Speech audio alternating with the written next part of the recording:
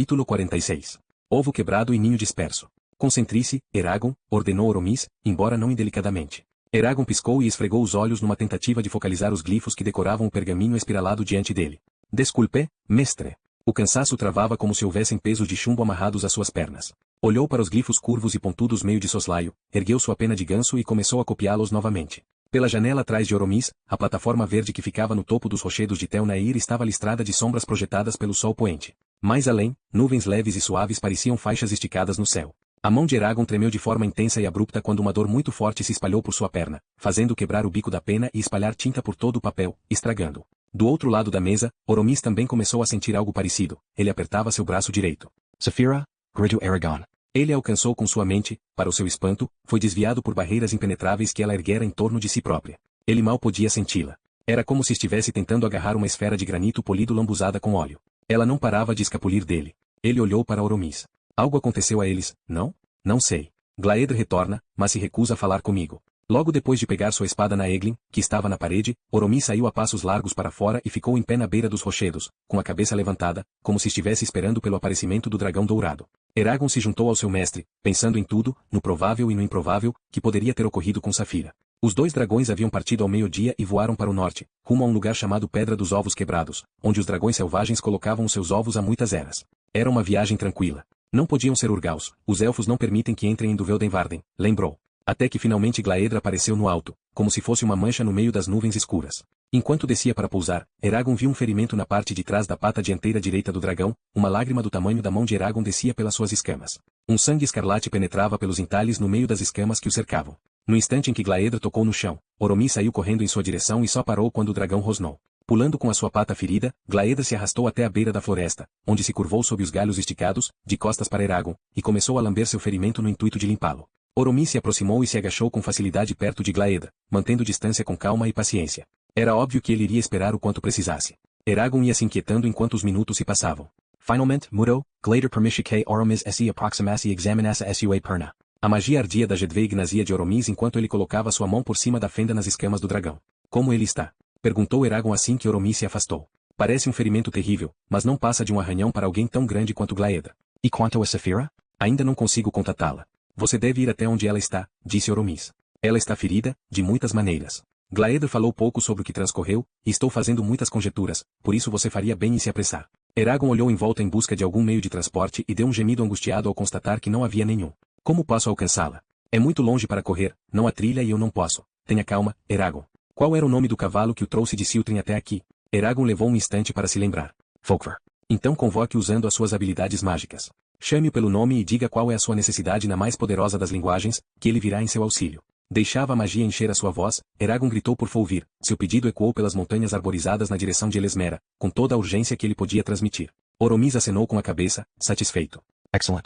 12 minutos depois, Folvir emergiu das sombras entre as árvores, como se fosse um fantasma prateado, jogava sua crina de um lado para o outro e resfolegava de entusiasmo. As laterais das celas do garanhão se erguiam no ar, tamanha a velocidade de sua jornada. Jogando uma perna por sobre o pequeno cavalo elfo, Eragon disse, retornarei assim que puder. Faça o que tiver que fazer, disse Oromis. Então Eragon tocou as costelas de Folvir com seus calcanhares e gritou, corra, Folvir. Corra. O cavalo deu um salto para frente e seguiu aos pulos por Duveldenvarden. Costurava o seu caminho com incrível destreza entre os pinheiros retorcidos. Eragon o guiou na direção de Saphira com imagens da mente dele. Por falta de uma trilha no meio da vegetação rasteira, um cavalo como fogo na neve teria levado de 3 a 4 horas para alcançar a Pedra dos Ovos Quebrados. Folvir conseguiu fazer o percurso em pouco mais de 1 hora. Na base da montanha de basalto, que se elevava do terreno da floresta como um pilar sarapintado de verde a uns bons 30 metros acima das árvores, Eragon murmurou, alto, depois deslizou até o chão. Olhou para o cume distante da Pedra dos Ovos Quebrados. Saphira estava lá em cima. O rapaz contornou a montanha, buscava um meio de chegar ao cume, mas foi em vão, pois aquela formação erodida era inexpugnável. Não possuía fissuras, fendas ou outras falhas perto o suficiente do chão que ele pudesse usar para escalar suas laterais. Isso pode doer, pensou. Fique aqui, disse para Folvir. O cavalo olhou para ele com um olhar inteligente. Vá pastar se quiser, mas fique aqui, tudo bem? Folvir relinchou, com seu focinho aveludado, cutucou o braço de Eragon. Isso Gerodo. Você se saiu bem. Fixando o olhar na crista do monólito, Eragon juntou suas forças e depois disse na língua antiga, para cima. Ele percebeu depois que, se não estivesse acostumado a voar com Saphira, tal experiência poderia ter se mostrado perturbadora o bastante para fazê-lo perder o controle do encanto e cair para a morte. O chão estava bem abaixo dos seus pés e os troncos das árvores iam ficando menores ao flutuar na direção do lado inferior do dossel e do céu noturno e transitório mais além. Os galhos finos como dedos que queriam tocar seu rosto e seus ombros enquanto o jovem subia rumo ao céu aberto. Era diferente do que acontecia em um dos mergulhos de Safira. Aqui ele retinha a sensação de peso, como se ainda estivesse sobre a argila lá embaixo. Erguendo-se sobre a beirada da pedra dos ovos quebrados, Eragon avançou, relaxando um pouco seu controle da magia, e pousou num trecho de musgo. Curvou-se devido à exaustão e esperou para ver se o esforço faria suas costas doerem. Então, suspirou de alívio quando isso não ocorreu. O topo do monólito era composto de torres recortadas separadas por sulcos vastos e profundos onde nada a não ser umas poucas flores silvestres cresciam. Cavernas escuras pontilhavam as torres, algumas naturais, e outras cavadas no basalto com garras tão grossas quanto as pernas de Eragon. O piso tinha uma camada espessa de ossos repletos de líquens, remanescentes de antigas presas de dragões. Os pássaros agora estavam aninhados onde os dragões ficavam antigamente, falcões e águias, nos ninhos, prontos para atacar caso ele ameaçasse seus ovos. Eragon seguiu seu caminho pela paisagem proibida, cuidou para não torcer o tornozelo nas lascas de pedras soltas ou não se aproximar muito das fendas ocasionais que dividiam a coluna. Se caísse em uma delas, acabaria tombando no vazio. Por várias vezes ele teve que escalar altos espinhaços, e por 2 outras vezes teve que se erguer usando a magia. As evidências da habitação dos dragões eram visíveis em toda parte, das marcas profundas de garras no basalto, atoleiros de rochas fundidas, até uma certa quantidade de escamas descoradas largadas nos cantos, junto com outros detritos. O jovem chegou até a pisar num objeto afiado, o qual, depois que se agachou para ver, provou ser um fragmento de um ovo de dragão verde. Na face leste do monólito estava a torre mais alta, no centro dela, tal como um poço escuro virado de lado, estava a maior caverna. Foi ali que Eragon finalmente conseguiu enxergar Safira, encalhada no canto, de costas para a entrada. Tremia em todo o seu corpo. As muralhas da caverna traziam marcas de queimaduras recentes, e as pilhas de ossos quebradiços estavam espalhados como se ali tivesse havido uma briga. Safira, disse Eragon, gritando, já que a mente do dragão estava fechada. Sua cabeça deu uma guinada e ela o encarou como se o cavaleiro fosse um estranho. Suas pupilas tornaram-se finas fendas negras enquanto seus olhos se acostumavam com a luz que vinha do sol atrás dele. Ela rosnou uma vez, como se fosse um cachorro feroz, e depois se virou. No que o fez, Safira levantou a asa esquerda e expôs um corte longo e profundo na parte superior da coxa. O coração dele parou com aquela visão. Eragon sabia que ela não o deixaria se aproximar, por isso fez o mesmo que Oromis havia feito com Glaedra. Ajoelhou no meio dos ossos moídos e esperou. Esperou sem dizer nenhuma palavra ou se mover até que suas pernas estivessem dormentes e suas mãos endurecessem por causa do frio. Contudo ele não se ressentiu do desconforto. Pagou o preço confiante, pois aquilo podia ser a salvação de Safira. Depois de um tempo ela disse, fui uma tola. Todos somos tolos de vez em quando. Isso não torna as coisas mais fáceis quando é a sua vez de fazer papel de bobo. Suponho que não. Eu sempre soube o que fazer. Quando Garrus morreu, sabia de ir atrás dos Hazak e era a coisa certa. Quando Bron morreu, sabia que tínhamos de ir para Gil-ead, por assim dizer, para os Varden. E quando a Jihad morreu, sabia que você devia se comprometer com Nazuada. O caminho sempre esteve claro para mim. Exceto agora. No que diz respeito a esse problema em particular, estou perdida. O que é, Safira? Em vez de responder, ela mudou de assunto e disse, você sabe por que esta aqui é chamada de Pedra dos Ovos Quebrados? Não. Porque durante a guerra entre os dragões e os elfos, estes últimos nos localizaram aqui e nos mataram enquanto dormíamos. Destruíram nossos ninhos e quebraram nossos ovos com sua magia. Naquele dia, choveu sangue na floresta lá embaixo. Nenhum dragão vivia aqui desde então. Eragon permaneceu em silêncio. Não era por isso que ele estava ali. O jovem esperaria até que ela pudesse dar atenção à situação presente. Diga alguma coisa, exigiu Safira. Você vai me deixar tratar da sua perna? Pode ir embora sozinho. Então vou ficar aqui sentado e mudo como uma estátua até virar poeira, pois aprendi com você a ter a paciência de um dragão. Quando vieram, suas palavras foram hesitantes, amargas e ainda zombavam de si própria. Envergonhou-me em admitir. Quando viemos para cá pela primeira vez e vimos Glaedra, fiquei muito feliz por ver que outro membro da minha raça havia sobrevivido além de Suika. Eu nem mesmo havia visto outro dragão antes, exceto nas lembranças de Bron. E pensei, achava que Glaedra ficaria tão feliz com a minha existência quanto eu com a dele. Mas ele ficou. Você não entende. Achava que ele seria o parceiro que eu jamais esperava ter e que juntos poderíamos reconstruir nossa raça. Ela bufou e uma rajada de chama escapou pelas suas narinas. Eu estava enganada. Ele não me quer. Eragon escolheu com cuidado sua resposta para evitar ofendê-la e lhe dar um pequeno alívio. Isso é porque ele sabe que você está destinada para um outro alguém, um dos 2 ovos que restam. Também não seria apropriado que ele se juntasse a você quando na verdade é o seu mentor. Ou talvez ele não me ache atraente o bastante. Safira, nenhum dragão é feio, e você é a mais formosa dos dragões. Eu sou uma tola, insistiu ela. Mas levantou a asa esquerda e a manteve no ar como permissão para que ele fosse até lá cuidar do seu ferimento. Eragon chegou com dificuldade até onde Safira estava e examinou a ferida inchada, feliz por Oromis ter lhe dado tantos pergaminhos sobre anatomia para ler. A pancada, dada por garra ou dente, ele não tinha certeza, havia rasgado o músculo quadríceps sob a pele de Safira, mas não o suficiente para expor o osso. Fechar o corte superficialmente, como Eragon havia feito tantas vezes, não seria o bastante. O musculo teria que ser costurado. O feitiço que Eragon usou era longo e complexo, e mesmo ele não entendia todas as suas partes, pois o havia memorizado a partir de um texto remoto com poucas explicações, além dos ensinamentos, caso não houvesse ossos quebrados e os órgãos internos estivessem inteiros, este encanto irá curar qualquer doença de origem violenta, exceto a morte. Assim que o proferiu, Eragon ficou observando, fascinado, o músculo de Saphira se retorcer abaixo de suas mãos, veias, nervos e fibras se entrelaçavam, e ficar inteiro mais uma vez. O ferimento era tão grande que, em seu estado enfraquecido, ele não ousava curá-lo apenas com a energia do seu corpo, por isso se valeu da força de Saphira também. Está coçando, disse Saphira quando ele terminou. Eragon suspirou e encostou-se no basalto rígido, olhava para o pôr do sol através dos seus cílios. Temo que você precisará me carregar para longe desta rocha. Estou cansado demais para me mover. Com um murmúrio seco, ela se virou e colocou a cabeça nos ossos que estavam ao lado do jovem. Tenho-lhe tratado mal desde que chegamos a Elesmera. Ignorei o seu conselho quando devia ter escutado. Você me avisou sobre Glaedr, mas eu estava muito orgulhosa para ver a verdade nas suas palavras. Falhei, eu, sua parceira, traí o que significa ser um dragão e manchei a honra dos cavaleiros. Não nunca, retrucou ele veementemente. Saphira, você não falhou com o seu dever. Pode ter cometido um erro, mas foi um erro natural, que qualquer um na sua posição poderia ter cometido. Isso justifica o meu comportamento com você. Eragon tentou encará-la, mas ela evitou seu olhar até que ele a tocasse no pescoço e dissesse: Saphira, membros de uma mesma família perdoam um ao outro, mesmo que nem sempre entendam suas atitudes. Você é tão minha família quanto Rora, mais até. Nada que você faça irá mudar isso. Nada. E não respondeu, ele foi por trás de sua mandíbula e fez cócegas no pedaço de pele dura abaixo de um dos seus ouvidos. Você está me ouvindo, ah? Nada.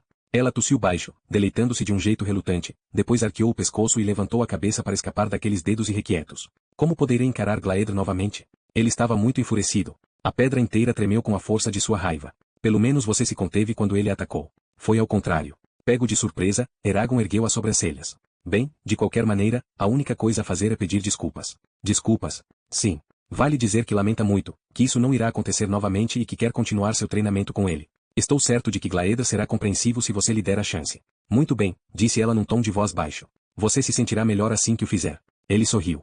Sei por experiência própria. Ela resmungou e andou até a beira da caverna, onde se agachou e vasculhou a floresta que balançava lá embaixo. Temos de ir já. Logo ficará escuro. Rangendo os dentes, ele fez força para se erguer, cada movimento lhe exigia um grande esforço, e subiu nas costas da parceira, levando o dobro do tempo normal. Eragon?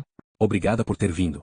Sei o risco que você correu por causa das suas costas. Ele bateu em seu ombro. Somos um novamente? Somos um.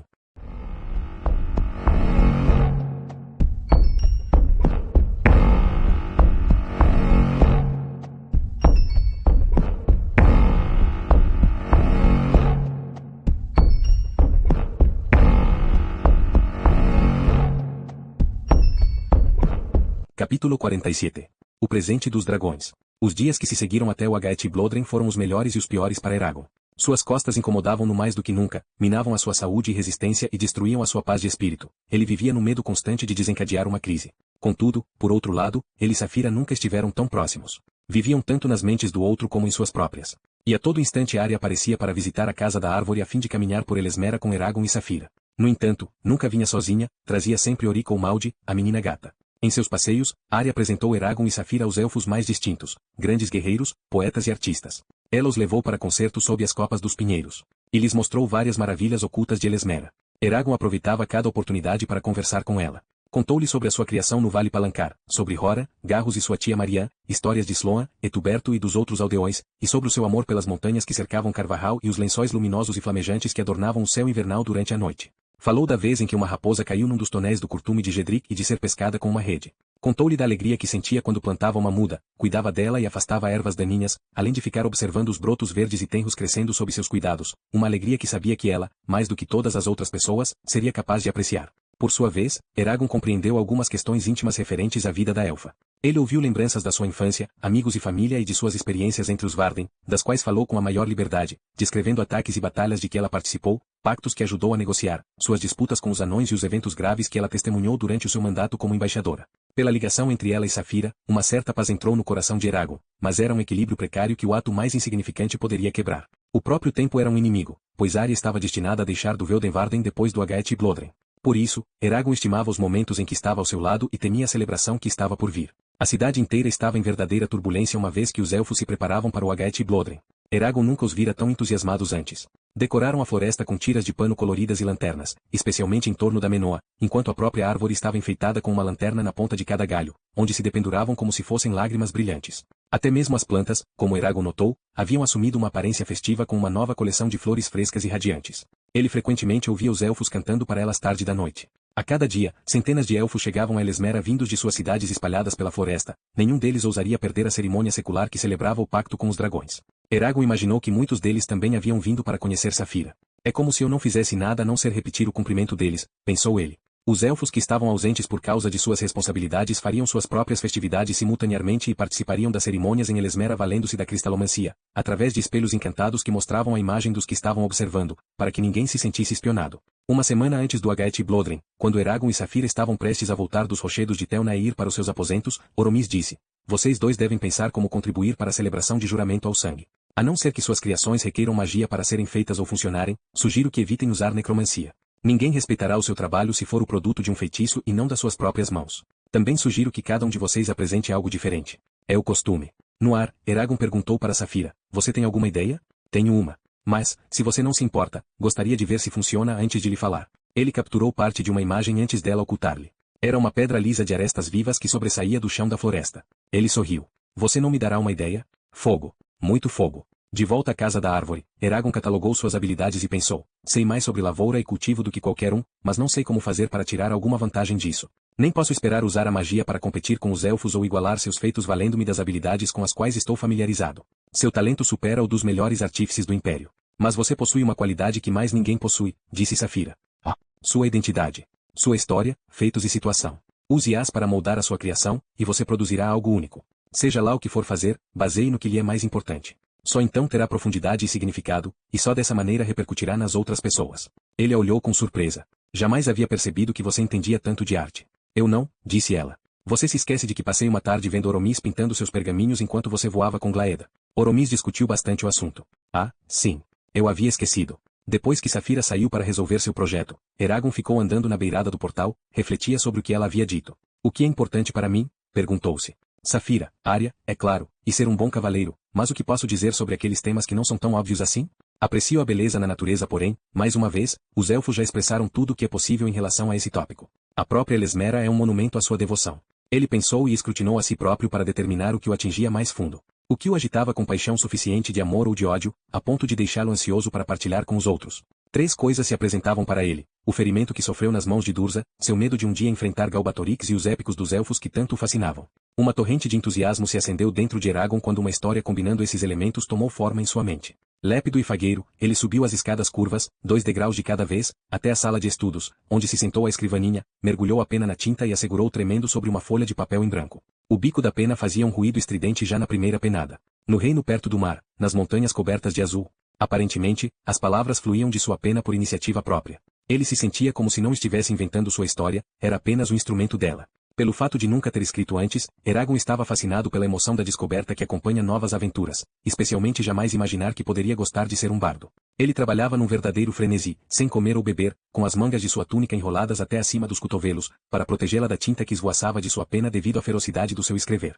Era tão intensa a sua concentração que ele não ouvia nada a não ser o ritmo do seu poema, não via nada a não ser o papel vazio e não pensava em nada a não ser nas frases gravadas a fogo atrás dos seus olhos. 1h30 depois, deixou a pena cair de sua mão rígida, afastou a cadeira da mesa e se levantou. Havia 14 páginas à sua frente. Era o máximo que ele já havia escrito de uma vez só. Eragon sabia que o seu poema não poderia se equiparar aos dos grandes autores elfos e anões, mas esperava que fosse sincero o suficiente para que os elfos não rissem do seu esforço. Ele recitou o poema quando Saphira retornou. Depois de ouvir, ela disse: "Ah, Eragon, você mudou muito desde que deixamos o Vale Palancar. Até você não reconheceria o garoto inexperiente que partiu para se vingar, creio." Aquele Eragon jamais poderia ter escrito uma linha inspirado no estilo dos elfos. "Gostaria muito de ver quem você se tornará daqui a 50 ou 100 anos." Ele sorriu. "Se eu viver tanto assim." Tosco porém verdadeiro, foi o que Oromis disse quando Eragon leu o poema para ele. "Então você gostou?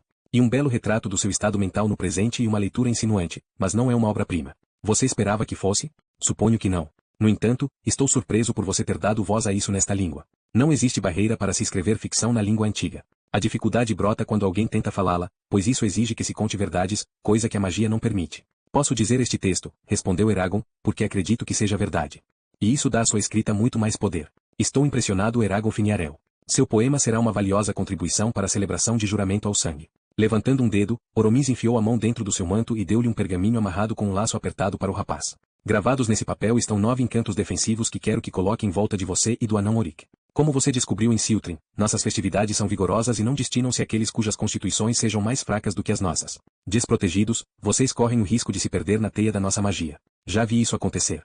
Mesmo com essas precauções, vocês devem tomar cuidado para que não sejam influenciados por fantasias trazidas pelo vento. Fiquem em guarda, pois durante esse tempo, nós elfos estamos aptos a enlouquecer, maravilhosa e gloriosamente loucos, mas loucos do mesmo jeito. Na noite do Hagaeth Blodren, que estava prevista para durar 3 dias, Eragon, Saphira e Yorick acompanharam Arya até Amenoa, onde uma multidão de elfos estava reunida, seus cabelos negros e prateados tremeluziam à luz dos lampiões. Islanzadi estava em uma raiz elevada na base do tronco, tão alta, pálida e formosa quanto uma bétula. Bladen estava empoleirado no ombro esquerdo da rainha, enquanto Maldi, a menina gata, ficava atrás dela, à espreita. Glaedra estava lá, assim como Oromis, vestido de vermelho e preto, e outros elfos que Eragon reconheceu, como Lifain e Nari, para o seu desgosto, Vanir. Mais acima, as estrelas brilhavam no céu aveludado. Espir aqui disse Arya. Ela se enfiou no meio da multidão e voltou trazendo Runo. A ferreira pestanejava como uma coruja em seu habitat. Eragon a cumprimentou e ela acenou a cabeça para ele e Saphira. Olá, escamas brilhantes e matador de espectros.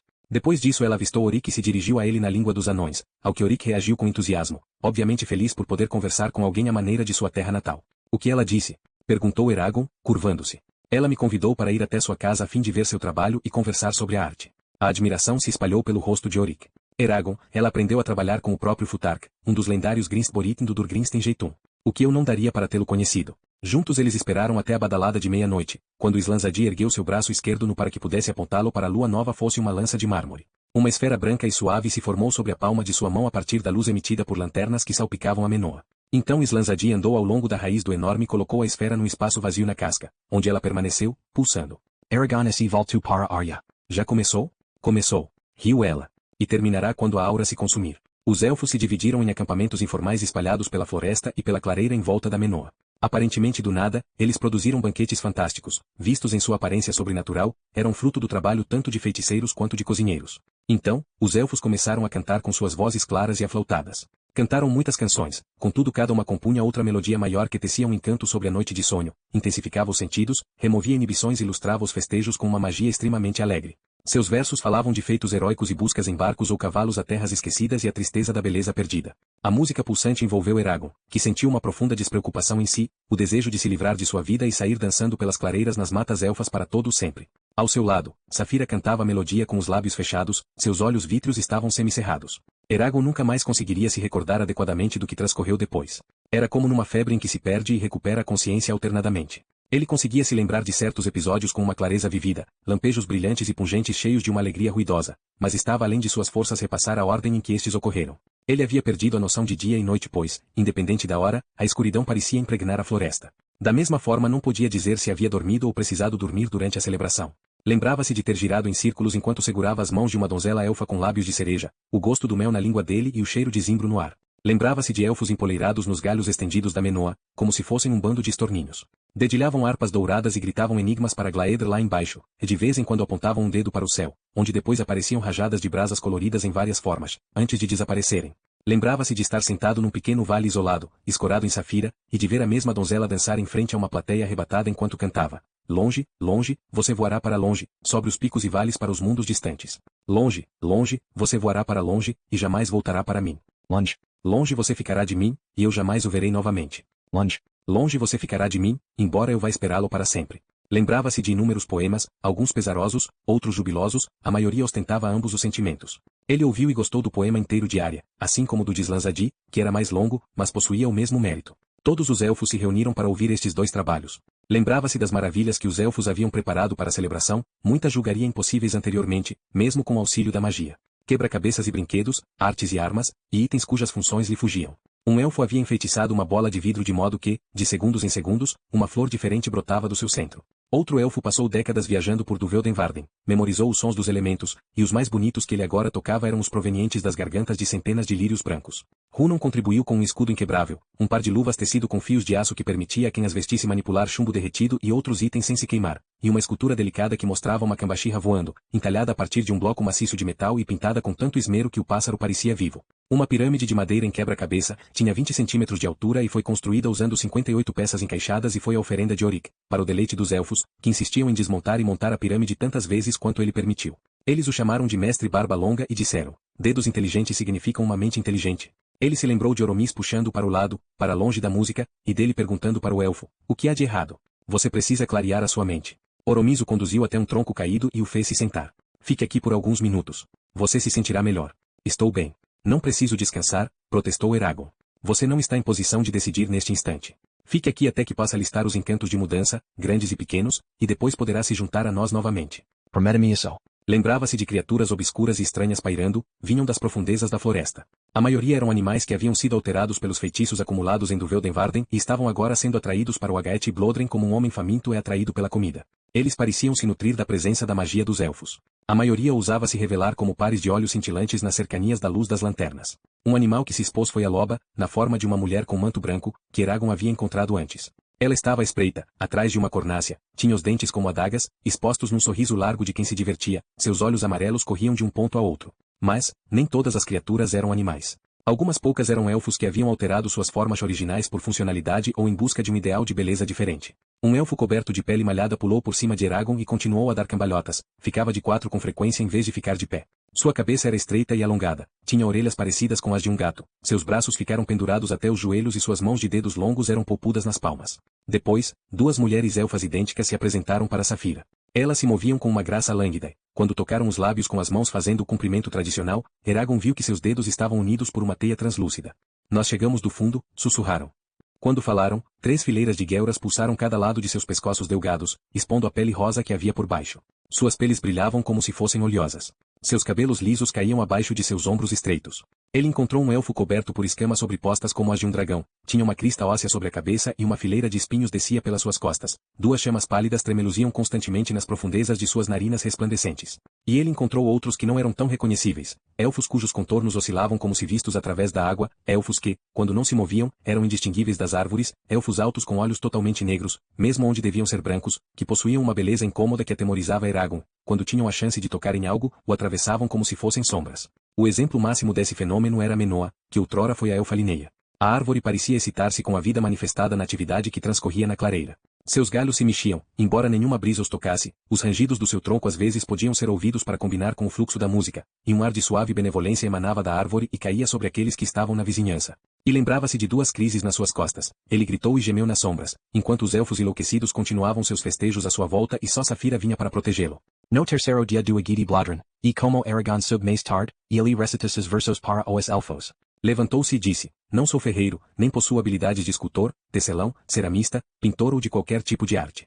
Nem passo a equiparar os meus feitos encantados aos seus. Com isso, tudo que me resta são as minhas próprias experiências, tentei contá-las pela lente de uma história, embora não seja nenhum bardo. Então, à maneira de Bron, quando recitava suas baladas em Carvajal, Eragon entoou, no reino perto do mar, nas montanhas cobertas de azul, no último dia de um inverno frígido nasceu um homem com uma única tarefa, matar o inimigo em Durza, no reino das sombras. Criado pelos sábios e gentis sob carvalhos tão velhos quanto o tempo, ele corria com gamos e enfrentava ursos, e com os mais velhos se aprimorava, para matar o inimigo em Durza no reino das sombras. Ensinado a espionar o ladrão de preto quando agarra os fracos e fortes, a bloquear seus golpes e enfrentar o demônio com trapos, rochas, plantas e ossos, e matar o inimigo em Durza no reino das sombras. Rápidos como o pensamento, os anos se passaram, até o homem atingir a maioridade, seu corpo ardendo com uma fúria febril enquanto a impaciência da juventude queimava suas veias. Então ele encontrou uma donzela formosa, que era alta, forte e sábia, cuja fronte era enfeitada pela luz de Jeddah, que brilham sobre seu vestido rastejante. Em seus olhos de um azul de meia-noite, naquelas poças enigmáticas, apareceu para ele um futuro brilhante, juntos, onde não teriam que temer o inimigo em Durza no reino das sombras.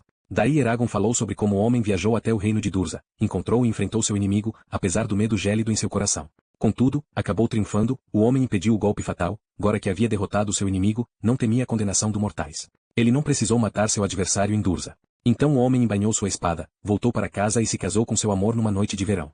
Ao seu lado, passou seus muitos dias feliz até sua barba ficar longa e branca. Mas, na escuridão antes do amanhecer no quarto onde dormia o homem, o inimigo se arrastou e se assomou agora que seu poderoso rival estava tão fraco. Do seu travesseiro, o homem levantou a cabeça e fitou a face fria e vazia do fim, o rei da noite eterna. Uma calma aceitação encheu o coração velho do homem, pois há muito ele perderá o medo do abraço da morte, o último abraço que um homem conhecerá suave como a brisa da manhã. Curvou-se o inimigo e do homem seu espírito ardente e pulsante tomou, e daí em paz eles ficaram para todos sempre em Durza, no reino das sombras. Eragon ficou quieto, consciente dos olhares que sobre ele pairavam, abaixou a cabeça e logo encontrou o seu lugar. Sentia-se embaraçado por ter revelado tanto de si próprio. O Lord Elfo Dathador disse, você assim subestima Matador de Espectros. Parece que você descobriu um novo talento. Islanzadi ergueu uma de suas mãos pálidas. Seu trabalho será anexado à grande biblioteca na mansão Tieldari, Eragon Finiarel, para que todos que quiserem possam apreciá-lo. Embora o seu poema seja uma alegoria, acredito que tenha ajudado a muitos de nos a entender melhor as dificuldades enfrentadas por você, desde que o ovo de Safira apareceu em sua vida, pelas quais nós somos, de uma maneira nada insignificante, responsáveis. Você devia lê-lo novamente para nós a fim de que possamos pensar mais profundamente em seu conteúdo. Feliz Eragon inclinou a cabeça e fez o que ela mandou. Depois, foi de Safira apresentar seu trabalho para os elfos. Voou pela noite e com uma pedra negra, ela tinha o triplo do tamanho de um homem de grande estatura. Aterrissando com as patas traseiras, colocou a pedra no meio do gramado, para que pudesse ser vista por todos. A rocha brilhante havia sido fundida e de algum modo moldada em curvas intrincadas, uma envolvendo a outra, como ondas congeladas. As línguas de rocha esfriada se retorciam de tal maneira que o olho tinha dificuldade de acompanhar um único risco da base até a ponta, e, em vez disso, passava rapidamente de uma espiral para a seguinte. Como essa era a primeira vez em que via a escultura, Eragon a contemplou com o mesmo interesse dos elfos. Como você fez isso? Os olhos de Safira piscaram de alegria. Lambi a pedra derretida. Depois ela se agachou e soltou fogo sobre a pedra, banhando-a dentro de um pilar dourado que ascendia na direção das estrelas e se agarrava a elas com dedos luzentes. Quando Safira fechou sua mandíbula, as extremidades da escultura, que eram finas como papel, brilhavam num tom vermelho vivo. Enquanto pequenas chamas bruxuleavam nas cavidades escuras e nas reentrâncias espalhadas pela rocha. Os filetes de rocha que fluíam pareciam se mover sob uma luz hipnótica. Os elfos exclamaram maravilhados, batendo palmas e dançando em volta da obra. Um deles gritou, muito bem forjado, escamas brilhantes. É lindo, disse Eragon. Safira tocou em seu braço com o focinho. Obrigado, pequenino. Então Glaedra trouxe a sua oferenda, uma tora de carvalho vermelho que ele havia entalhado com a ponta de uma de suas garras, deu forma a uma espécie de visão aérea de Elesmera. E Oromis revelou a sua contribuição, o pergaminho completo que Eragon vira ilustrando constantemente durante suas lições. Ao longo da metade superior do pergaminho bordejavam colunas de glifos, uma cópia de A Balada de Vestari, o marinheiro, enquanto que na metade de baixo havia o panorama de uma paisagem fantástica, representado com detalhes, um nível artístico e uma habilidade de tirar o fôlego. Arya pegou Eragon pela mão e o arrastou pela floresta na direção da Menoa, onde lhe disse, veja como a esfera de luz criada por Islanzadi está enfraquecendo. Nos restam apenas umas poucas horas antes da chegada do amanhecer e temos que voltar para o mundo da fria razão. Em volta da árvore, uma multidão de elfos estava reunida, seus rostos brilhavam de tanta ansiedade. Com grande dignidade, Islanzadi emergiu de dentro de seu âmago e andou por uma raiz, tão larga quanto uma vereda, até ela formar um ângulo ascendente e voltar a dobrar-se sobre si mesma. Ela ficou em pé sobre a plataforma retorcida, contemplava os pequenos elfos que esperavam. Como é de nosso costume, e como foi acordado no final da Guerra dos Dragões pela rainha Tarmunora, o primeiro Eragon, e o dragão que representava sua raça, aquele cujo nome não pode ser pronunciado nesta ou em qualquer outra língua, quando uniram os destinos de elfos e dragões, nos encontramos para honrar nosso juramento ao sangue com canções, danças e o fruto do nosso trabalho. Da última vez que esta celebração ocorreu, há muitos e longos anos atrás, nossa situação era realmente desesperadora. Ela melhorou um pouco como resultado dos nossos esforços, como também por causa do empenho dos anões e dos Varden. Embora a Lagaesia ainda paire sob a sombra negra dos Virtfell e ainda tenhamos de viver com a vergonha que sentimos por termos falhado com os dragões. Dos cavaleiros de antigamente, só Oromis e Glaedra ainda sobrevivem. Bronn e muitos outros foram para o vácuo neste último século. No entanto, uma nova esperança nos foi concedida na forma de Eragon e Safira, e é certo e apropriado que ambos estejam aqui agora, quando reafirmamos o pacto que existe entre as nossas três raças. Ao sinal da rainha, os elfos desobstruíram uma grande área na base da Menoa. Em torno do perímetro, fixaram uma série de lanternas em círculo, montadas sobre estacas entalhadas, enquanto músicos com flautas, harpas e tambores reuniam-se ao longo do sulco de uma raiz longa. Guiado por Arya até a beira do círculo, Eragon se viu sentado entre ela e Oromis, enquanto Safira e Glaedra estavam agachados, cada um de um lado, como se fossem dois promontórios cravejados de joias. Para Eragon e Safira, Oromis disse, observem tudo atentamente, pois isto é de grande importância para sua herança como cavaleiros. Quando todos os elfos estavam acomodados, duas donzelas elfas andaram até o centro do espaço na multidão e ficaram em pé de costas uma para a outra. Eram excessivamente lindas e idênticas em todos os aspectos, exceto pelo seu cabelo. Uma tinha cachos tão negros quanto uma poça esquecida, enquanto da outra cintilava como arame prateado e polido. São as vigilantes, Iduna e Neia, sussurrou Oromis. Do ombro de Islanzadi Blagden gritu. Worda. Movendo-se concomitantemente, as duas elfas ergueram as mãos até os broches em seus pescoços, desabotoaram-nos, permitindo que seus mantos brancos caíssem. Embora não usassem roupas por baixo, as mulheres estavam cobertas por uma tatuagem iridescente de dragão. A tatuagem começava com a cauda do dragão envolvendo o tornozelo esquerdo de Iduna, subia por sua perna e coxa, chegava ao torso e depois atravessava para as costas de Neia finalizando com a cabeça do dragão no peito desta. Cada escama do dragão estava pintada de uma cor diferente, as nuances vibrantes davam à tatuagem a aparência de um arco-íris. As donzelas entrelaçavam suas mãos e braços para que o dragão parecesse um todo contínuo, ondulando de um corpo para o seguinte sem interrupção. Então, cada uma delas levantou um pé descalço e o trouxe de volta para o chão cheio de gente com um leve baque. Bum! E mais uma vez, bum! No terceiro boom, os músicos bateram nos seus tambores no mesmo ritmo. Um boom depois, os arpistas puxaram as cordas de seus instrumentos dourados, e no instante seguinte, os elfos com as flautas se juntaram à pulsante melodia. Lentamente a princípio, mas com uma velocidade cada vez maior, Iduna e Neva começaram a dançar, marcando o tempo com o bater dos seus pés na lama, e ondulando para que não parecesse que elas é que estavam se movendo e sim o dragão sobre as duas. Ambas ficaram girando sem parar e o dragão voava em círculos intermináveis por suas peles. Depois, as gêmeas acrescentaram suas vozes à música, dando mais força à batida com seus gritos ferozes. As letras eram versos de um encanto tão complexo que Eragon não conseguiu captar seu significado. Como o vento que se levanta e precede uma tempestade, os elfos acompanharam o encantamento, cantando em uníssono, comungando o pensamento e a intenção.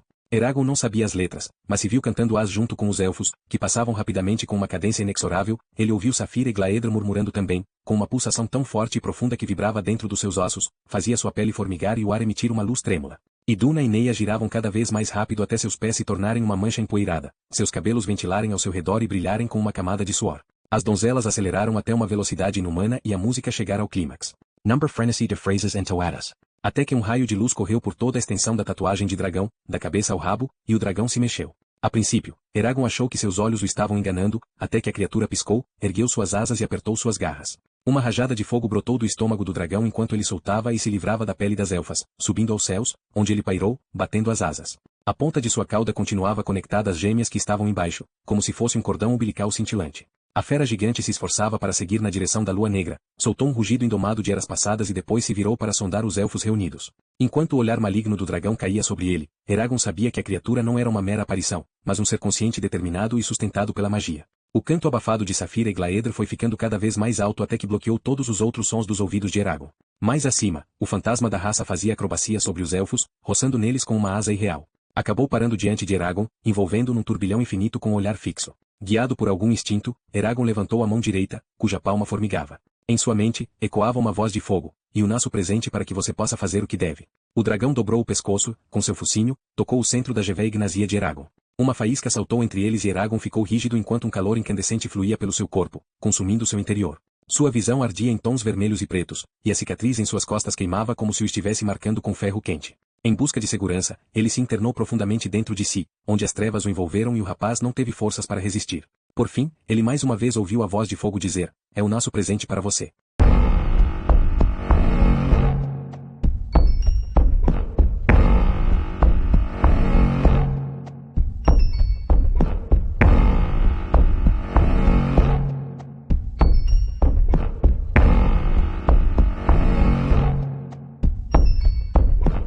Capítulo 48. Numa clareira estrelada. Eragon estava sozinho quando acordou. Ele abriu os olhos e via o teto entalhado da casa da árvore. Lá fora, a noite ainda reinava e os sons dos festejos dos elfos pairavam oriundos da cidade que resplandecia lá embaixo. Antes que ele notasse algo a mais do que isso, Saphira pulou para dentro de sua mente, irradiando preocupação e ansiedade. Passou para ele uma imagem dela ao lado de Slanzadina Menoa, até que sua parceira lhe fez uma pergunta. Como você está? Sinto-me, bem. Melhor do que tenho me sentido há um bom tempo. Por quanto tempo eu?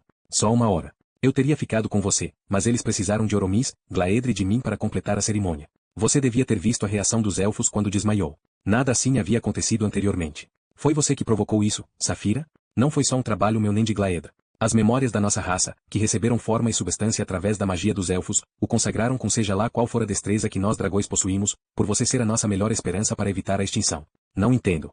Olhe no espelho, sugeriu ela. Depois descanse, se recupere, que eu irei me juntar a você novamente ao amanhecer. Ela partiu e Eragon se levantou, alongou-se, pasmo com a sensação de bem-estar que o impregnava. Chegando ao banheiro, pegou o espelho que usava para se barbear e o colocou sob a luz de uma lanterna próxima. Eragon congela surpreso. Era como se as inúmeras mudanças físicas que, ao longo do tempo, alteram a aparência de um cavaleiro humano, as quais Eragon já havia começado a experimentar desde que se uniu a Saphira, tivessem sido completadas enquanto ele estava inconsciente. Seu rosto agora era tão liso e anguloso quanto o de um elfo, tinha orelhas afiladas e olhos inclinados como os deles, e uma pele tão pálida quanto um alabastro e que parecia emitir um leve brilho, como se estivesse com o resplendor da magia. Eu pareço com um jovem príncipe. Eragon jamais havia aplicado tal termo a um homem antes, quanto mais a si próprio, mas a única palavra que podia descrevê-lo agora era lindo. Contudo ele não era inteiramente um elfo. Seu maxilar era mais forte, suas sobrancelhas mais grossas, seu rosto mais largo. Ele era mais belo do que qualquer humano e mais vigoroso do que qualquer elfo. Com dedos trêmulos, Eragon tateou a região em torno da nuca em busca da sua cicatriz. Não sentiu nada. Eragon tirou sua túnica e se retorceu todo em frente ao espelho para examinar suas costas. Ela estava tão lisa quanto antes da batalha de Fartendur. As lágrimas brotaram dos olhos de Eragon enquanto ele deslizava a mão até o local onde Durza o havia aleijado. Ele sabia que suas costas nunca mais iriam incomodá-lo novamente.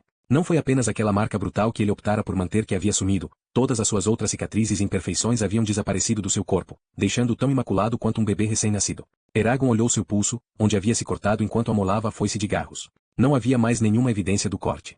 As cicatrizes irregulares na parte interna de suas coxas, vestígios de seu primeiro voo com Saphira, também haviam desaparecido. Por um instante, ele sentiu falta delas como registros de sua vida, mas seu pesar não durou, assim que percebeu que os danos provocados por todos os ferimentos que já havia sofrido, independente do tamanho, haviam sido reparados. Eu me tornei o que estava predestinado a ser, pensou ele antes de respirar fundo aquele ar inebriante. Deixou o espelho cair em cima da cama e se vestiu com suas melhores roupas, uma túnica vermelha costurada com fios dourados, um cinto enfeitado com uma pedra de jade branca, perneiras quentes de feltro, um par de botas de pano usadas pelos elfos, e sobre os antebraços, pulseiras de couro que os anões haviam lhe dado. Descendo da árvore, Eragon vagou pelas sombras de Elesmera e observou os elfos farreando no calor da noite. Nenhum deles o reconheceu, embora o tivessem cumprimentado como um dos seus e o convidado para partilhar de suas folias desregradas. Eragon vagava num estado de consciência elevada, seus sentidos rufando com a multidão de novas imagens, sons, cheiros e sentimentos que o assaltavam. Ele podia enxergar na escuridão que o teria deixado cego antes. Podia tocar numa folha, só pelo tato, contar os pelos que nela cresciam. Podia identificar os odores que o vento trazia para perto de tão bem quanto um lobo ou um dragão. E podia ouvir os ruídos dos tons na vegetação rasteira, assim como o barulho que um pedaço de casca de árvore fazia quando caía na terra. A batida de seu coração era um tambor para ele. Seu caminho incerto o levou até a Menoa, onde ele parou para observar Saphira em meio às festividades, embora não tivesse se revelado para aqueles que estavam na clareira. "Aonde você vai, pequenino?" perguntou ela. Ele viu Arya se levantar de onde estava, ao lado da mãe, seguir por entre os elfos que estavam reunidos e então, como uma fada da floresta, deslizar por baixo das árvores mais distantes. "Eu ando entre a luz de vela e a escuridão", respondeu ele antes de seguir Arya. Eragon rastreou a elfa através do seu perfume delicado de folhas de pinheiro moídas, do toque suave de seu pé no chão e da tontura provocada por seu rastro no ar. Ele a encontrou em pé e solitária na beira de uma clareira, com a postura de uma criatura selvagem, enquanto observava as constelações mudando no céu. Enquanto Eragon aparecia, Arya olhou e ele sentiu como se ela o estivesse vendo pela primeira vez. Seus olhos se arregalaram e ela sussurrou: "E você, Eragon?" "Sim. O que fizeram com você?" "Não sei." Ele foi até onde estava a elfa e juntos os dois vagaram pela mata densa, que ecoava com os fragmentos de música e vozes procedentes das festividades.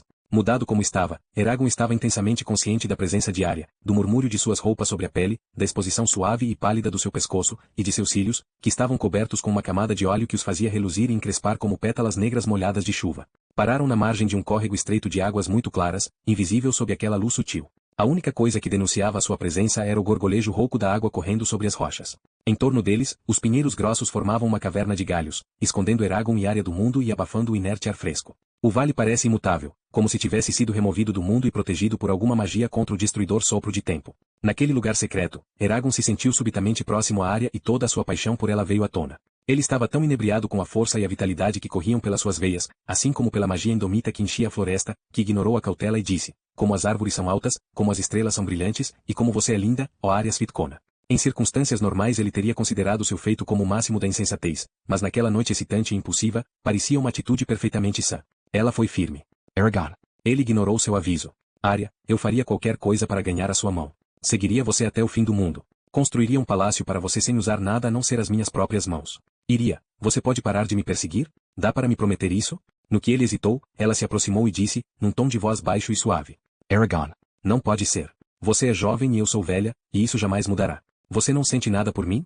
Meus sentimentos por você", disse ela, "são os de uma amiga e nada mais. Estou grata por você ter me resgatado de Gil-ead e acho a sua companhia muito agradável. Isso é tudo. Desista dessa sua investida, ela só lhe trará problemas. E encontre alguém da sua idade para passar os longos anos que estão por vir." Os olhos do rapaz ficaram cheios de lágrimas.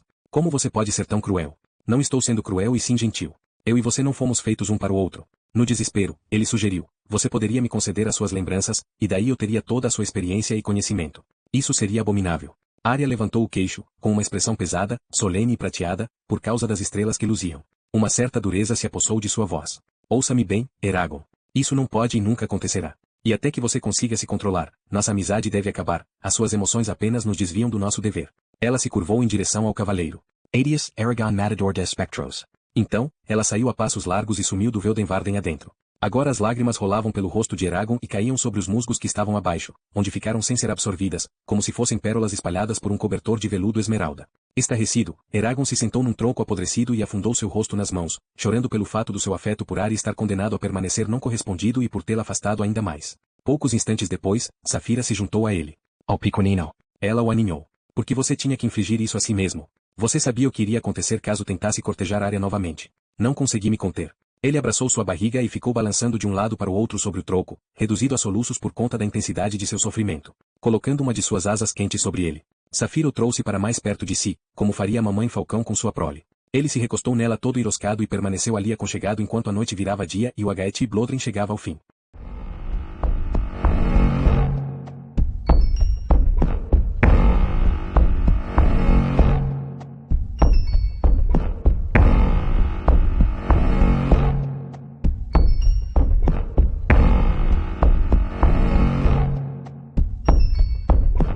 Capítulo 49. Terra à vista. Rora estava de pé no tombadilho do javali vermelho, tinha os braços cruzados na altura do peito e mantinha os pés separados para equilibrar-se no barco. O vento salgado deixava o seu cabelo ouriçado, puxava sua barba espessa e fazia cócegas nos pelos dos seus antebraços expostos. Ao seu lado, Clovis manobrava a cana do leme. O marinheiro bronzeado apontou na direção da costa, para uma pedra coberta de gaivotas, cuja silhueta aparecia no topo de uma coma que se estendia para dentro do oceano. Teir está do outro lado daquele pico. Rora, com os olhos semicerrados, encarou o sol da tarde, cujo reflexo se estendia pelo oceano numa faixa luminosa e ofuscante. Vamos parar aqui, por enquanto. Você não quer entrar logo na cidade? Não podemos ir todos nós de uma vez só. Chame Thorson e Flint e faça com que eles conduzam as barcaças para aquela praia. Parece ser um bom lugar para acampar. Clovis fez uma careta. Arg. Estava esperando que fosse ter uma boa refeição quente hoje à noite. Roran entendeu. A comida fresca de Narda já havia sido devorada há muito tempo, agora tinham apenas carne de porco salgada, arenque salgado, repolho salgado, bolachas que os aldeões haviam feito com a farinha comprada, vegetais conservados em salmoura e a carne fresca só quando os aldeões resolviam matar um dos poucos animais que restavam ou conseguiam caçar quando desembarcavam. A voz áspera de Clovis ecoou por sobre a água ao berrar para os capitães das outras duas chatas. Quando se aproximaram, ordenou que os dois seguissem para a praia, para seu gritante desprazer. Eles e os outros marujos estavam certos de que alcançariam Teir naquele dia e que desperdiçariam o seu pagamento com os prazeres da cidade. Depois que as chatas chegaram à praia, Rora andou entre os aldeões e os ajudou a montar tendas aqui e acolá, descarregaram equipamento e pegaram água num rio próximo. Ele ofereceu sua ajuda até que dos estivessem acomodados. Deteve-se para dar a Morn e atar uma palavra de estímulo, pois os dois pareciam estar desesperados, mas recebeu uma resposta comedida. O dono da taverna e sua esposa estavam mantendo uma certa distância dele desde que deixaram o Vale Palancar. No todo, os aldeões estavam em melhores condições do que quando chegaram a Narda, devido ao tanto que puderam descansar nas barcaças, mas a preocupação constante e a exposição a condições severas evitaram que eles pudessem se recuperar tão bem quanto Rora esperava. Martelo Forte, você vai cear conosco, na nossa tenda, hoje à noite? Perguntou Tani, vindo na direção de Rora. Horan declinou do convite da forma mais elegante possível, virou-se e se viu cara a cara com Felda, cujo marido, Bird, havia sido assassinado por Sloan. Ela se curvou, numa rápida reverência, e depois disse, posso falar com você, Horan Garrolson? Ele lhe sorriu. Sempre, Felda. Você sabe disso. Obrigada. Com uma expressão furtiva, ela tateou a barra do seu chale e se voltou na direção de sua tenda. Gostaria de lhe pedir um favor. Tem a ver com Mandel, Rora acenou com a cabeça. Ele havia escolhido seu filho mais velho para acompanhá-lo na fatídica ida a Narda, na qual matou os dois guardas. Mandel havia se portado de maneira admirável, assim como fez nas semanas em que tripulou o Edeline e aprendeu o que podia sobre como pilotar as chatas. Ele se afeiçoou aos marinheiros da nossa barcaça e começou a jogar dados com aqueles homens sem lei. Não por dinheiro, pois não temos nenhum, mas por pequenas coisas. Coisas das quais precisamos. Você pediu para ele parar? Felda começou a enroscar os fios da barra do chale. Temo que, desde que seu pai morreu, ele não me respeite mais, como antes. Meu filho se tornou um homem arredio e teimoso. Todos nós ficamos arredios, pensou Rora. E o que você quer que eu faça em relação a isso? Perguntou ele, delicadamente. Você já agiu de forma generosa com Mandel. Ele o admira. Se você conversar com ele, vai escutá-lo. Rora considerou o pedido, depois disse, muito bem, farei o que puder. Felda se curvou, aliviada. Diga-me, aliás, o que ele perdeu nos dados. Comida, principalmente. Felda hesitou e depois acrescentou. Mas sei que ele colocou em risco o bracelete da minha avó, em troca de um coelho que aqueles homens haviam capturado. Roran franziu a testa. Acalme seu coração, Felda. Vou resolver o assunto assim que puder. Obrigada. Felda fez outra reverência, depois sumiu no meio das tendas improvisadas, deixou Rora refletindo sobre o que ela havia acabado de dizer. Ele ficou coçando a barba distraidamente enquanto andava. O problema com Mandel e os marinheiros tinha duas faces. Rora havia notado que, desde que os barcos partiram de Narda, um dos homens de Thorson, Frevin, havia ficado mais íntimo de Odei, uma jovem amiga de Katrina. Eles podem vir a causar problemas quando nos separarmos de Clovis. Tomando cuidado para não atrair atenção indevida, Rora atravessou o acampamento, reuniu os aldeões nos quais ele mais confiava e os fez acompanharem-no até a tenda de Horst, onde disse, os 5 sobre os quais concordamos partirão agora, antes que fique muito tarde. Horst irá ficar no meu lugar enquanto eu estiver distante. Lembrem-se de que sua tarefa mais importante é a de garantir que Clovis não se vá com as barcaças ou as danifique de alguma maneira. Elas podem vir a ser o nosso único meio de alcançar Surda. Além disso, tomem cuidado para que não sejamos descobertos, comentou Orval. Exatamente. Se nenhum de nós tiver retornado ao cair da noite de depois de amanhã, aceitem que fomos capturados. Peguem as barcaças. Sigam para Surda, mas não parem em Coasta para comprar mantimentos, pois o Império provavelmente estará por lá esperando. Vocês terão que encontrar comida em outro lugar. Enquanto seus companheiros se preparavam, Horan foi até a cabine de Clovis no Javali Vermelho. Só vão vocês 5? Exigiu saber Clovis depois que Horan explicou o seu plano. Isso mesmo. Horan fitou Clovis com seu olhar firme até o sujeito ficar inquieto. E quando eu voltar, espero que você, estas barcaças e todos os seus homens ainda estejam aqui. Você ousa questionar a minha honra depois de tudo o que fiz para manter o nosso acordo?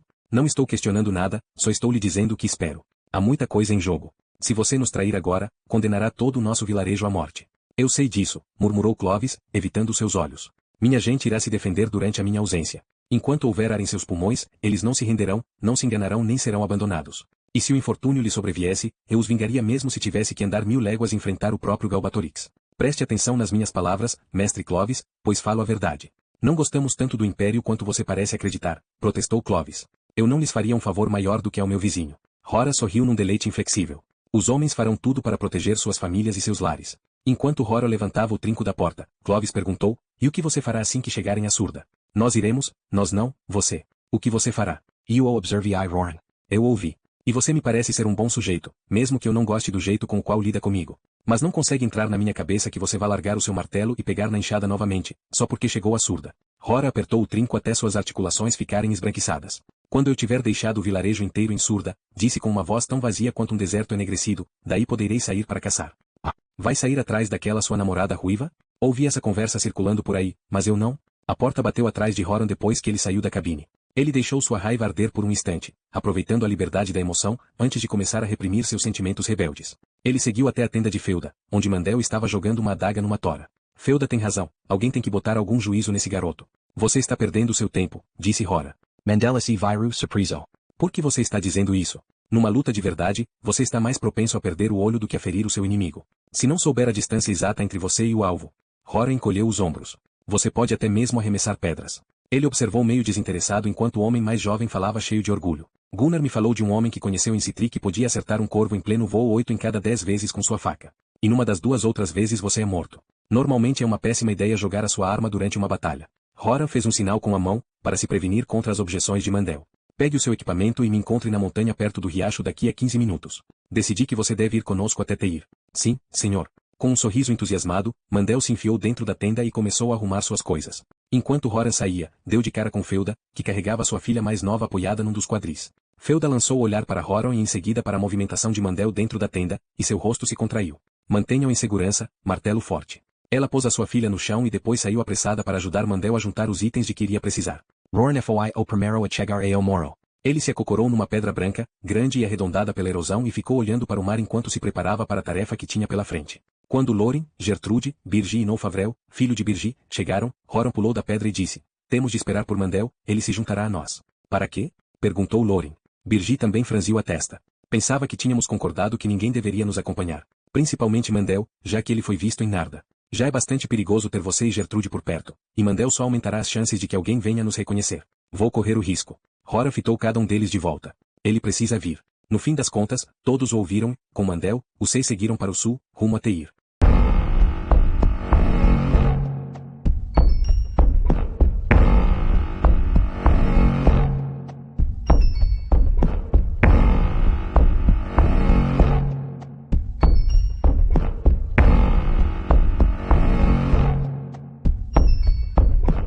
Capítulo 50. Term. Naquela área, o litoral era composto de morros baixos, inclinados e verdejantes, com relva exuberante e eventuais arbustos espinhosos, salgueiros e choupos. A terra macia e enlameada cedia sob os seus pés e dificultava o caminhar. À sua direita havia o mar resplandecente. À esquerda dava para ver o contorno púrpura da espinha. As fileiras de montanhas cobertas de neve estavam guarnecidas pelas nuvens e pela cerração.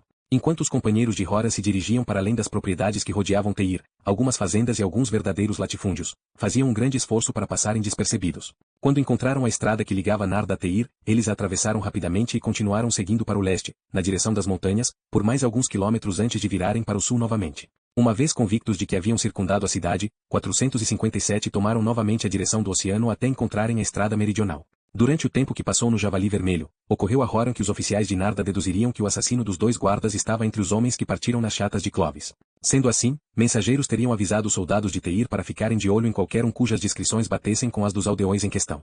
E se os Hazak haviam visitado Narda, então os soldados também sabiam que não estavam procurando apenas um punhado de assassinos, mas sim Horan Martelo Forte e os refugiados de Carvajal. Teir poderá ser uma enorme armadilha. Contudo eles não podiam evitar a cidade, os aldeões precisavam de suprimentos e transporte. Horan havia decidido que a melhor precaução a tomar contra a captura era não mandar para Teir ninguém que havia sido visto em Narda, exceto Gertrude e ele. Gertrude porque só ela sabia quais eram os ingredientes para os remédios e Horan porque, embora estivesse mais penso a ser reconhecido, não confiava em mais ninguém para fazer o necessário. Ele sabia que possuía a coragem quando os outros hesitavam, como na vez em que matou os guardas. O resto do grupo foi escolhido para minimizar suspeitas. Loren era velho, mas era um bom guerreiro e excelente mentiroso. Birgi havia se mostrado forte e sagaz, e seu filho, Nolfavrel, já havia matado um homem em combate, apesar de sua tenra idade. Com sorte, não pareceriam nada mais do que uma família grande viajando. Quer dizer, se Mandel não jogar o plano por água abaixo, pensou Horan. Também foi ideia de Horan entrar em Teir pelo sul, e com isso fazer parecer mais improvável que eles tivessem vindo de Narda. A noite estava se aproximando quando Teir apareceu no horizonte, branca e fantasmagórica no crepúsculo. Roran Peru para Analisala. A cidade murada estava isolada na beira de uma ampla baía, fechada e inexpugnável. Algumas tochas brilhavam entre os merlões das ameias, os arqueiros patrulhavam seus circuitos intermináveis. Além das muralhas se erguia uma cidadela, e mais no topo ainda um farol facetado, que movia seu feixe de luz enevoado pelas águas escuras. É tão grande, disse Nolfavrel. Loren virou a cabeça sem tirar os olhos de Teir. Sim, e como? Um navio amarrado em um dos quebra-mares de pedra chamou a atenção de Horan. A embarcação tinha 3 mastros, era maior do que qualquer uma que ele vira em Narda, tinha um castelo de proa alto, 2 carreiras de toletes e 12 poderosas balistas montadas em cada bordo do convés para lançar dardos. A magnífica embarcação parecia tão adequada ao comércio quanto à guerra. E o que era mais importante, Horan achava que ela poderia abrigar todo o vilarejo. É daquilo que precisamos, disse ele, apontando. Birgi emitiu um grunhido amargo. Teríamos que nos vender como escravos para conseguirmos viajar naquele monstro. Clovis avisara que o portão de ferro de Teir fechava ao cair do sol, por isso aceleraram o passo para evitar ter de passar a noite na zona rural. À medida que se aproximavam dos muros claros, a estrada foi ficando congestionada, havia 2 fluxos acelerados de pessoas, uns entravam e outros saíam apressados de Teir. Horan não preverá tanto tráfego, mas logo percebeu que isso poderia proteger seu grupo de uma atenção indesejada. Acenando para Mandel, Horan disse, fique um pouco para trás e siga uma outra pessoa quando atravessar o portão, para que os guardas não achem que você está conosco. Esperaremos por você do outro lado. Se eles perguntarem, você veio até aqui buscar um emprego como marinheiro. Sim, senhor. Enquanto Mandel ficava para trás, Horan curvou um dos ombros, fingiu mancar, e começou a ensaiar a história que Loren havia forjado para explicar sua presença em Teir. Ele saiu da estrada e abaixou a cabeça, quando um sujeito passou conduzindo uma parelha de bois pesados, grato pelas sombras que ocultaram suas feições. O portão assomava à frente, lavado num vago tom laranja, por causa das tochas laterais da entrada. Mais abaixo havia 2 soldados com as chamas entrelaçadas de galbatorix costuradas na parte da frente de suas túnicas vermelhas. Nenhum dos homens armados chegou ao menos a reparar em Horan e seus companheiros enquanto eles passaram arrastando os pés por baixo do portão de ferro e pelo pequeno túnel que vinha logo depois. Horan ajeitou os ombros e sentiu parte da sua tensão diminuir. Ele e os outros se reuniram no canto de uma casa, onde Loren murmurou, até agora, tudo bem. Quando Mandel se juntou novamente a eles, o grupo saiu para encontrar uma estalagem barata onde pudessem alugar um quarto. Enquanto caminhavam, Horan estudou o desenho da cidade e de suas casas fortificadas, mais altas progressivamente quanto mais ao centro da cidadela, e as ruas gradeadas. Aquelas que iam do norte para o sul se projetavam da cidadela como se fossem raios de luz, enquanto as que iam do leste para o oeste se curvavam transversalmente e formavam um desenho de teia de aranha, criavam inúmeros nichos para barreiras e guarnições de soldados. Se Carvajal tivesse sido construída assim, pensou ele, ninguém poderia nos derrotar além do próprio rei. Ao anoitecer eles já haviam conseguido se acomodar no Castanheiro Verde, uma taverna absolutamente repulsiva com uma cerveja péssima e camas infestadas de pulgas. Sua única vantagem era o preço baixo. Foram dormir sem jantar para economizar seu precioso dinheiro e se amontoaram para evitar que suas bolsas fossem roubadas por um dos outros hóspedes da taverna. No dia seguinte, Horan e seus companheiros deixaram o Castanheiro Verde antes do amanhecer para conseguir provisões e transporte. Gertrude disse, ouvi história sobre uma herbolária notória chamada Angela, que vive aqui e supostamente trabalha com as curas mais fantásticas, usando até um toque de magia. Eu gostaria de ir vê-la, pois se alguém tem o que preciso, seria ela. Você não deve ir sozinha, disse Horan.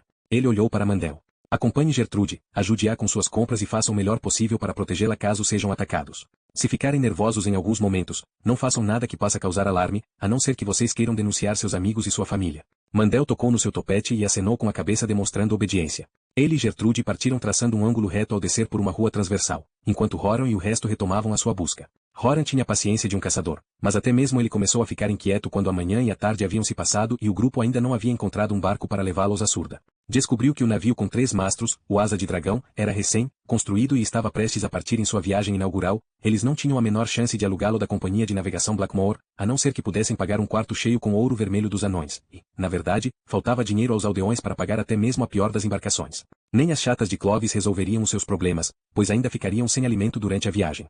Seria difícil, disse Birgi, muito difícil, roubar mantimentos deste lugar, ainda mais com todos esses soldados, as casas muito próximas umas das outras e as sentinelas no portão. Se tentássemos transportar tudo isso para fora de Teir, iriam nos interrogar.